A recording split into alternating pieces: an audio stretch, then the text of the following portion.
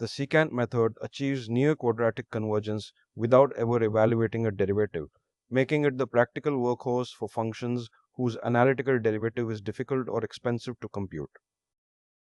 It replaces the exact tangent with a finite difference chord built from two recent iterates, then extrapolates to the next guess.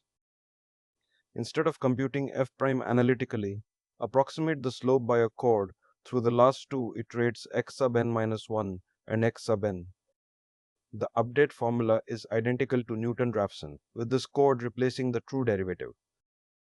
The convergence order is the golden ratio phi, approximately 1.618. This sits between bisection's linear rate and Newton-Raphson's quadratic rate, with no derivative cost. Each secant step requires exactly two function evaluations, one new and one reused from the previous step.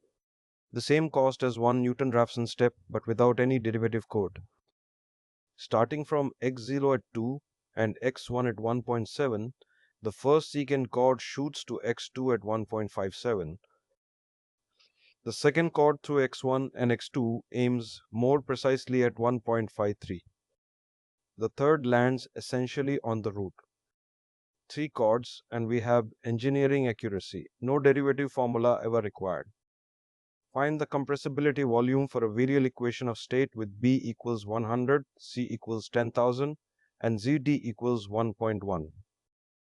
Start with two initial guesses, V1 equals 500 and V2 equals 600. The chord overshoots to 807, then 955, then climbs past 1000. By step 7, the volume has converged. 7 steps from two rough guesses and the molar volume is converged near 1092. The secant method has no bracket but it moves decisively toward the root.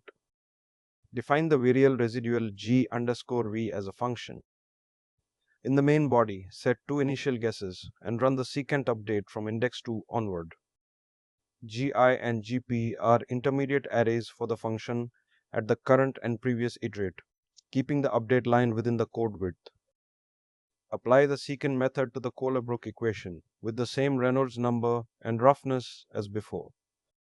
Two starting guesses, ff1 equals 0.014 and ff2 equals 0.022, straddle the root without requiring a formal bracket.